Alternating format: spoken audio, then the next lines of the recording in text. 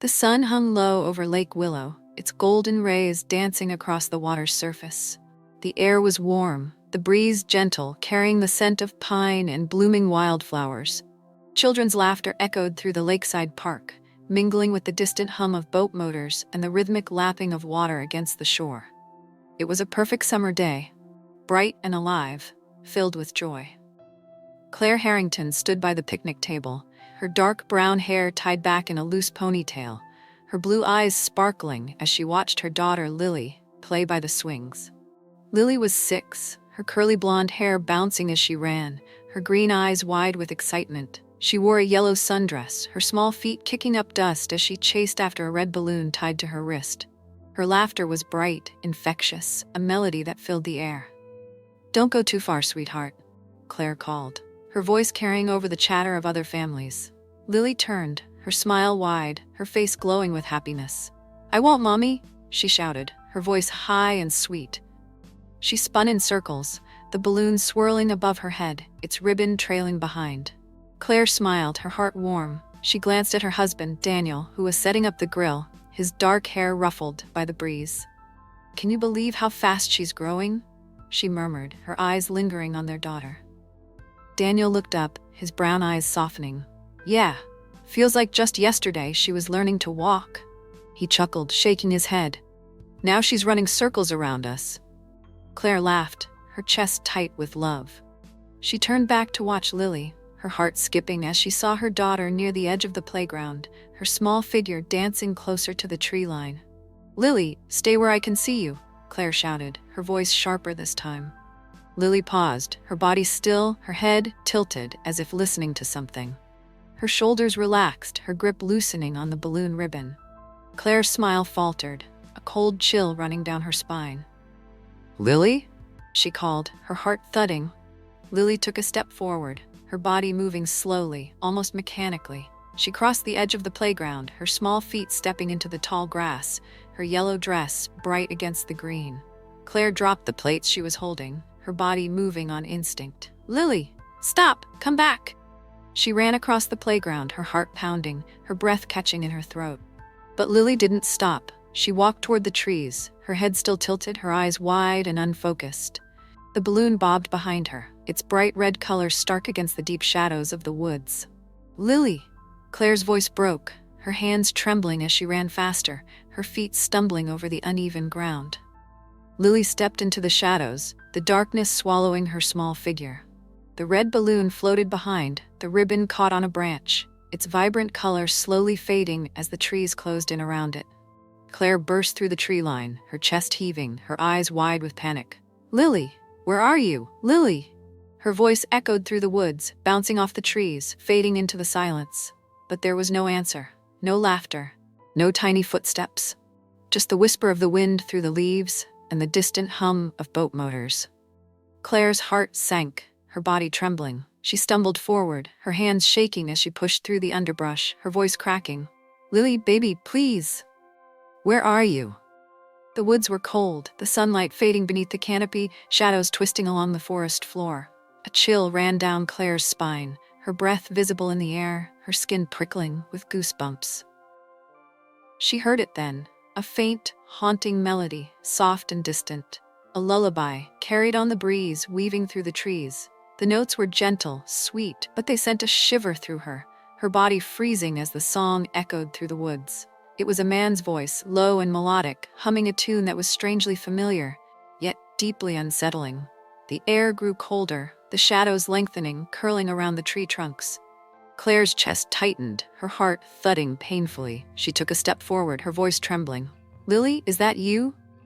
The lullaby stopped, the silence deafening. A branch snapped somewhere to her left, the crack echoing through the trees. Claire's body went rigid, her breath hitching. She turned, her eyes wide, her heart racing. A figure stood in the shadows, half hidden behind a tree. Tall and thin, his body shrouded in darkness, his face obscured by the brim of a wide hat. He didn't move, didn't make a sound. He just stood there, watching her. Claire's blood ran cold, her legs trembling. Who are you?" she whispered, her voice barely audible. The man didn't answer. His head tilted slowly, his body unnaturally still. The shadows wrapped around him, his figure blending into the darkness. Claire took a step back, her chest tightening, her hands shaking. "Where's my daughter? Where's Lily?" Her voice broke, her eyes stinging with tears. "What did you do to her?" The man's head snapped to the side, his body twisting at an unnatural angle. The air grew colder, the wind howling through the trees, carrying his voice, a low, chilling whisper. She laughed, such a sweet laugh. Claire's stomach lurched, her vision blurring. She stumbled back, her body shaking. No, where is she? What did you do?" Her voice was high, hysterical, cracking with panic. The man's figure flickered, his body fading into the shadows, his voice echoing through the woods. She followed the music, they always do. Claire's scream pierced the air, echoing off the trees, fading into the cold, silent woods. She fell to her knees, her hands digging into the dirt, her chest heaving as sobs racked her body. "Lily, oh God, no." The wind howled, the branches creaking, the shadows curling around her. The red balloon hung from the branch, its ribbon fluttering in the breeze, the vibrant color slowly fading. And from the depths of the woods, the lullaby began again. Soft and haunting, weaving through the trees, echoing with the laughter of lost children. 15 years later, Lake Willow was the same. The trees still swayed softly in the breeze, their branches dancing above the water. The laughter of children echoed across the playground, mingling with the hum of boat motors and the rustle of leaves. The sun was bright, golden rays shimmering on the lake's surface, just as it had on that day. The day Lily Harrington disappeared. Claire stood at the edge of the playground, her arms wrapped tightly around herself, her body tense. She was 42 now, her dark brown hair streaked with gray, her blue eyes hollow and lined with exhaustion. Her face was pale, drawn, her shoulders hunched as if carrying the weight of the years that had passed without her daughter. She stared at the trees, her eyes fixed on the spot where Lily had vanished. The memory was vivid, cruel. Lily's yellow dress bright against the green grass, her red balloon bobbing above her head, her laughter ringing through the air. Then the silence, the cold, suffocating silence. Claire's chest tightened, her heart aching. She could still hear that lullaby, soft and haunting, echoing through the trees. She heard it in her dreams, felt it in the cold air that wrapped around her, tasted it in the emptiness that lingered in her chest. The police never found her. No footprints, no clues, no answers.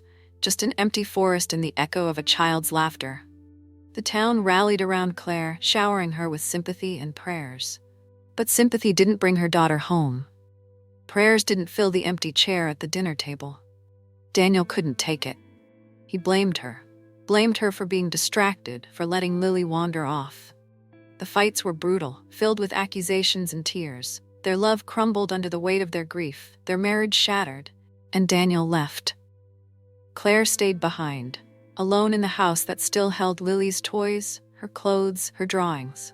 She kept Lily's room exactly as it was, refusing to change a single thing, clinging to the hope that one day her daughter would come running through the door, her curls bouncing, her smile wide. But the door stayed closed, the room stayed empty. Her phone buzzed in her pocket, snapping her out of the memory. She pulled it out, her heart sinking as she saw the notification. A reminder for Lily's birthday. She would be 21 today. Claire's eyes stung, her chest tightening. 21. Her little girl would be a woman now, her voice deeper, her eyes wiser. But Claire could only see her as she was, 6 years old, bright and innocent, lost somewhere in those woods. She turned away from the playground, her feet heavy as she walked back to her car.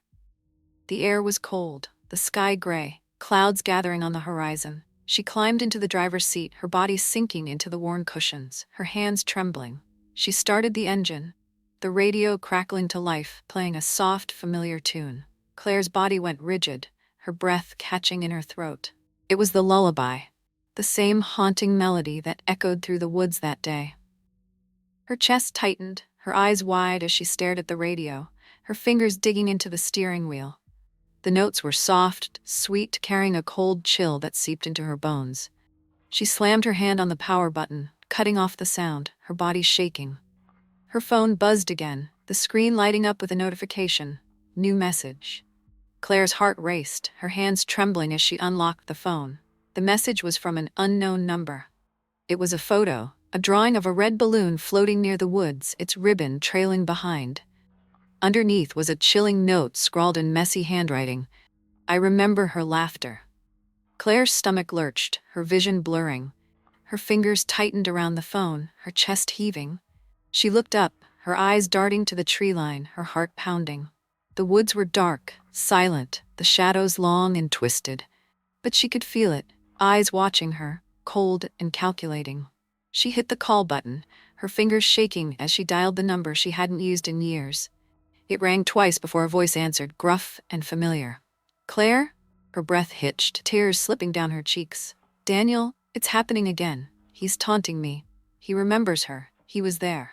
Her voice broke, her body trembling. He took her, and he's still watching. Daniel's voice went cold, his breath heavy. Where are you? Lake Willow, where she disappeared. Claire's voice shook, her eyes fixed on the shadows that twisted beneath the trees. He sent me a drawing of the balloon. He remembers. Silence. Then Daniel's voice, hard and tense. Go home. Lock the doors. I'll be there soon. The line went dead. Claire's hands were cold, her fingers numb as she dropped the phone into her lap. Her heart raced, her mind spinning. The drawing stared back at her, the red balloon bright against the dark trees, the words burning into her memory. I remember her laughter. Claire turned the key, the engine roaring to life. She backed out of the parking lot, her eyes flicking to the tree line, her body tense. The shadows were still, the air heavy, the world cold and silent.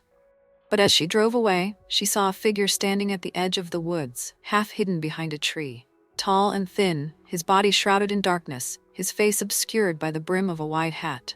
He didn't move, didn't make a sound. He just stood there, watching her. Claire's blood ran cold, her chest tightening. She slammed on the gas, the tires spinning, the car lurching forward. Her heart pounded, her breath ragged, her vision blurring. In the rearview mirror, the figure watched her go, his body rigid, his head tilted. As the car sped away, his silhouette faded into the shadows, his presence lingering like a whisper on the wind. And through the hum of the engine, Claire heard it, the soft, haunting melody echoing through the air, weaving through the trees.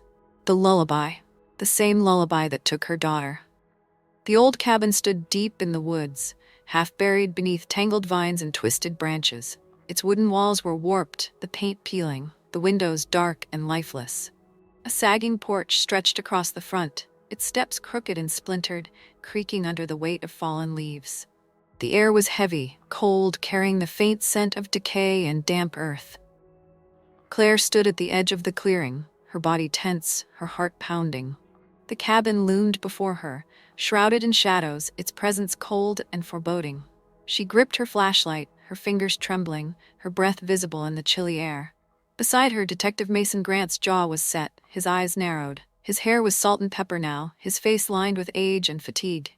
He looked at the cabin, his shoulders tense, his hand resting on the gun at his hip. "You're sure this is the place?" he asked, his voice low, steady. Claire nodded, her chest tight. "He was here. I saw him. Watching me from the trees." Her voice broke, her eyes wide with fear. "He sent me the drawing. He's taunting me." Mason's face hardened, his fingers curling into fists. "If this is the man who took Lily, we're ending this today." He moved toward the cabin, his footsteps slow, cautious. Claire followed, her body rigid, her eyes darting to the shadows that twisted beneath the trees. She could feel them watching, cold and calculating, waiting for her to come closer. The porch groaned under Mason's weight as he climbed the steps, his body tense, his hand hovering over his gun. He reached for the doorknob, his fingers brushing against the cold metal. The door swung open before he touched it, creaking on rusty hinges. The cabin was dark, cold, the air thick with dust and mildew. Faint light filtered through the cracked windows, casting long shadows that danced along the floor. The walls were covered in peeling wallpaper, stained with watermarks and mold. Furniture lay scattered and broken, covered in dust, the fabric torn and frayed. Claire stepped inside, her flashlight beam cutting through the darkness. Her chest tightened, her eyes adjusting to the dim light. The air was stale, suffocating, the silence heavy and oppressive. Mason moved to the center of the room, his eyes scanning the shadows. "Edgar Cole," he called, his voice echoing off the walls. "We just want to talk." Silence. The air grew colder, the shadows deepening, curling along the floor. Claire's skin prickled, her body rigid. She felt a presence, cold and heavy, watching from the darkness. A figure stepped out of the shadows, his body tall and thin, his shoulders hunched. He wore a faded flannel shirt, the fabric hanging loosely on his bony frame, the collar frayed. His jeans were worn, the cuffs tattered, his boots scuffed and muddy. His face was pale, hollow, his cheekbones sharp beneath sunken eyes. His hair was thin, stringy, falling over his forehead in greasy strands. But it was his eyes that made Claire's blood run cold, dark and hollow, gleaming with unsettling curiosity. They were too wide, too bright, his pupils dilated, reflecting the faint light. His lips curled into a smile, thin and tight, his teeth crooked and yellowed. Well, I wasn't expecting company." His voice was soft, melodic, dripping with false charm. "What brings you to my humble abode?" Mason's jaw tightened, his eyes hard. "We're looking for answers about the children who went missing near Lake Willow, including Lily Harrington." Edgar's smile widened, his eyes flicking to Claire. "Ah, little Lily." His voice was a whisper, cold and distant. Such a sweet laugh, so bright, so innocent.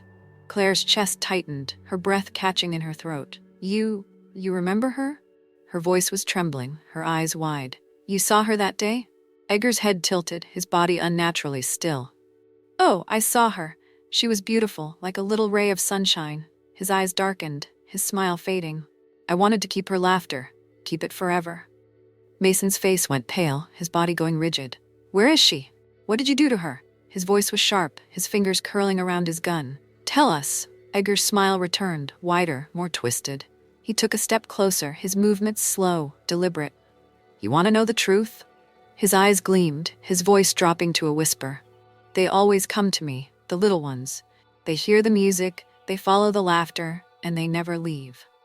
Claire's knees buckled, her body trembling. No, you're lying." Her voice was high, broken. "You took her. You took my little girl." Edgar's face softened, his eyes widening. "Oh, no, I didn't take her. She came to me. They always come to me." His smile was dreamy, his eyes distant. "They follow the lullaby. They follow me into the woods, and then they belong to me." Mason's gun was out, the barrel pointed at Edgar's chest. "Where is she? Where are the other children?" His voice was low, dangerous. "Tell us now." Edgar's smile faded, his head tilting, his eyes narrowed, his body going rigid. "You want to take them from me, but they're mine. They belong to me."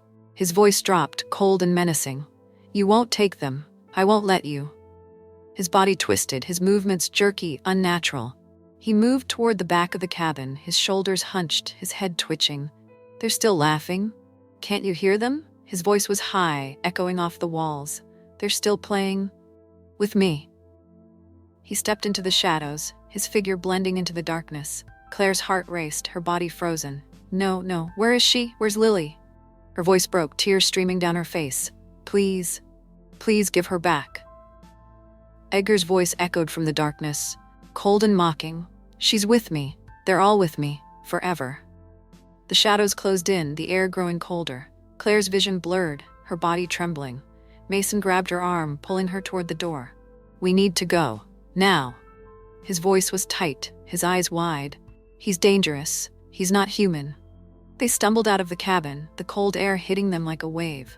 The sky was dark, heavy with clouds, the wind howling through the trees. Claire turned back, her eyes wide, her chest heaving.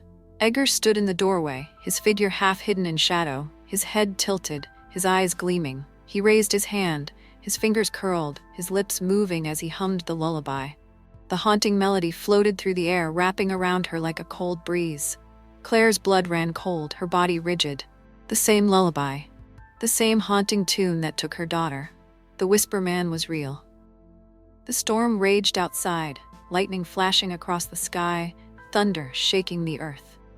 Rain pelted the trees, the wind howling, bending branches under its force. The forest was alive, shadows twisting, branches scratching against each other, whispering in the darkness. The old cabin loomed before them, its walls groaning under the weight of the storm, its windows dark and empty. The wind tore at the roof, rattling the shutters, rainwater streaming down the rotting wood. Claire stood at the edge of the clearing, her body trembling, her heart racing. Her hair was soaked, plastered to her pale face, her clothes drenched and clinging to her shivering frame. Her blue eyes were wide, burning with fear and fury. She clutched the flashlight, her fingers numb, her knuckles white. Beside her, Detective Mason Grant's face was grim, his jaw set, his eyes cold. Rainwater dripped from his hair, his coat whipping in the wind. His hand was firm on his gun, his shoulders tense. "You don't have to do this, Claire," he said, his voice low, steady. "You don't have to go in there." Claire's face hardened, her body rigid. "Yes, I do." Her voice was cold, determined. "He took my little girl, he took Lily, and he's still here." Her eyes burned, her lips trembling. "I'm not leaving until I bring her home." Mason's jaw tightened, his eyes softening. "Then we end this, together." They moved toward the cabin, their footsteps heavy, splashing through puddles. The wind howled, the branches creaking, the rain slamming against the roof. The air was cold, bitter, carrying the faint scent of damp earth and rot. The front door was ajar, swaying in the wind, creaking on its rusty hinges. Mason pushed it open, his gun drawn, his eyes sharp. "Edgar, show yourself." His voice echoed through the cabin, bouncing off the walls, swallowed by the darkness. Silence. The air grew colder, the shadows twisting, crawling along the floor. Claire's chest tightened, her breath visible in the freezing air. Her heart raced, her body rigid as she stepped inside. The darkness was suffocating, thick, the air stale and damp. Her flashlight beam cut through the shadows, illuminating the room. The walls were bare, the furniture gone, dust swirling in the air. The wallpaper was peeling, stained with watermarks, curling at the edges. Mason moved forward, his footsteps silent, his eyes narrowed. "Edgar Cole, it's over. Show yourself." His voice was firm, echoing off the walls. "You can't hide anymore." A low laugh echoed from the darkness, soft and mocking. Claire's body went rigid, her heart pounding. The laugh was cold, distant, filled with malice. The shadows shifted, a figure stepping out from behind the door. Edgar's tall, thin body was shrouded in darkness, his face pale and hollow. His eyes gleamed, wide and unblinking, his lips curled into a crooked smile. "You came back? How sweet." His voice was soft, melodic, dripping with sarcasm. "Couldn't stay away, could you?" Claire's hands trembled, her eyes burning. "Where is she?" Her voice was sharp, cracking with pain. "Where's Lily?" Edgar's head tilted, his shoulders hunched. His eyes flicked to the shadows, his smile widening. "Oh, she's here. They're all here." His voice was dreamy, distant. "I kept them. Kept their laughter, their innocence, kept them safe from the world." Mason stepped forward, his gun aimed at Edgar's chest.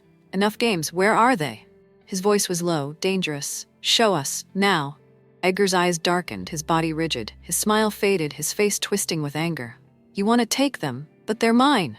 His voice rose, cold and menacing. "They belong to me." He moved toward the back of the cabin, his steps quick, jerky. Claire followed, her heart racing, her flashlight beam bouncing off the walls. Mason stayed close, his gun raised, his jaw clenched. Edgar led them to a door hidden behind a torn curtain, its wood warped, the paint peeling. He threw it open, revealing a staircase spiraling down into darkness. The air grew colder, heavy, carrying a faint, sweet scent. He descended the stairs, his movements fluid, graceful. Claire hesitated, her body trembling, her breath catching in her throat. Mason placed a hand on her shoulder, his eyes softening. "We end this, tonight."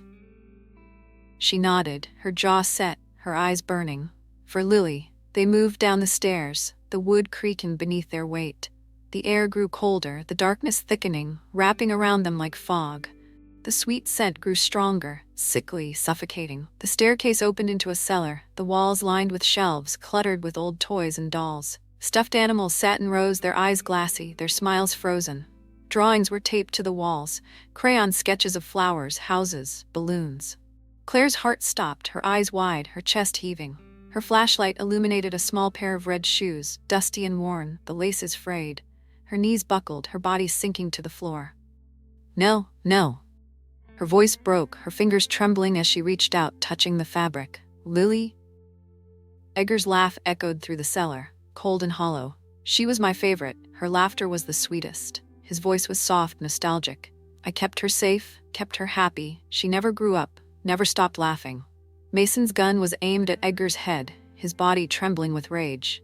"You sick bastard, you took them. You hurt them."